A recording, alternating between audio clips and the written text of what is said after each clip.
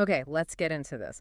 We're about to unpack a truly immense and often heartbreaking piece of human history. We're doing a deep dive into the Irish experience of slavery and servitude. It's a story that tragically spans well over 1,000 years. And we have to jump right into the heart of the debate, really, because it defines so much of the research. The central question is, well, it's pretty sharp. Were the Irish the first enslaved people in the Americas? Did they predate the large-scale arrival of black African slaves by almost a decade? That's a huge claim. It is. So our mission today is to trace this history chronologically to really understand the nature of this forced labor and, the words they use to describe it at different times. The nature of the labor, that distinction is exactly where the whole conversation can get, well, derailed, isn't it? Yeah. Because you immediately have to grapple with the terminology. Exactly. The whole modern debate really centers on drawing a clear line between slavery and what was called indentured servitude under British rule. And historians are not on the same page here. Yeah. Not at all. Colin Heaton, for example, he points out that some groups today argue pretty vigorously that what the Irish faced in the 17th century was just voluntary indentured servitude, a rough deal for sure, but basically a standard labor contract. But the sources we have suggest it was much, much more brutal than that for a huge number of people. Far more brutal. So let's break down that legal murkiness right away. How did the law, say around 1707, define these terms? Okay, so the 1707 definitions are absolutely key. Indentured servants were people who, and this is the crucial part, signed a contract. Now, maybe they signed it under duress or because they were starving, but a contract existed. They had a defined term and eventually freedom. But, and this is the critical point in the sources, a massive number of people who were transported didn't fit that description at all. They did not.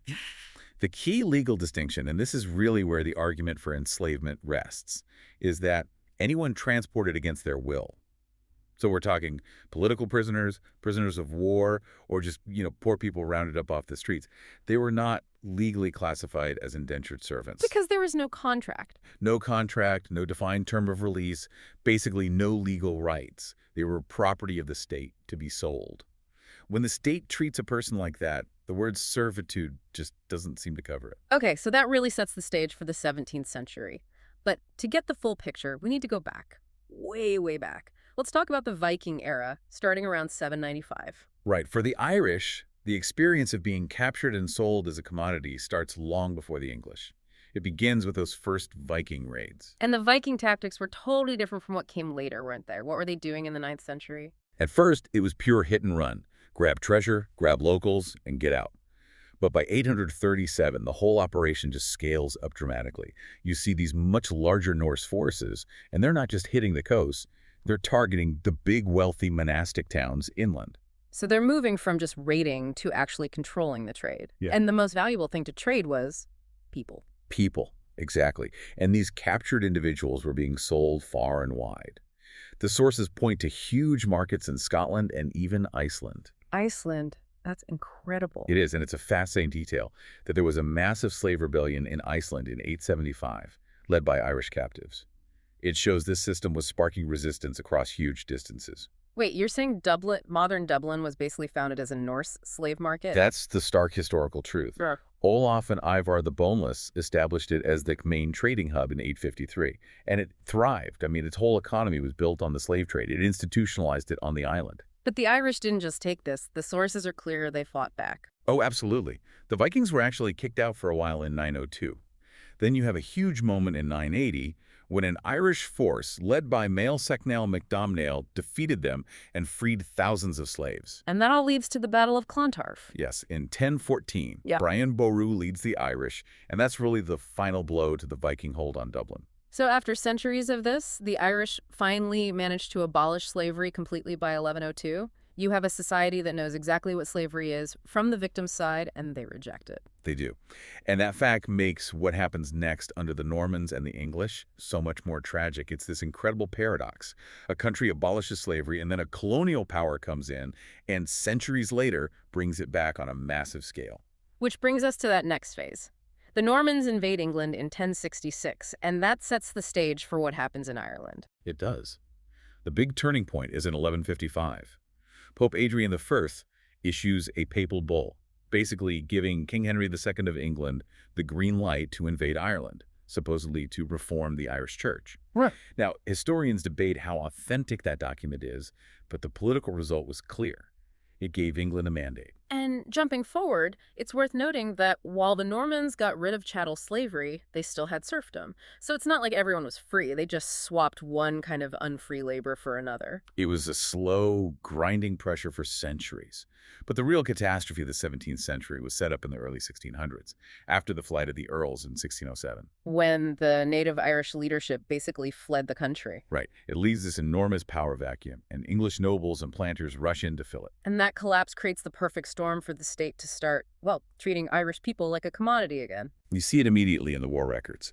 English forces captured something like 15,000 to 30,000 Irish and Spanish soldiers. But here's where you see the prejudice baked in. The Spanish allies were treated as prisoners of war. The Irish captives were not. They were sorted into a different category for a different fate. Unequal treatment that then becomes official policy. Yes. King James I and then his son Charles I issue actual orders for the permanent banishment and sale of captured Irish soldiers as slaves. This is the state officially getting back into the business of human trafficking.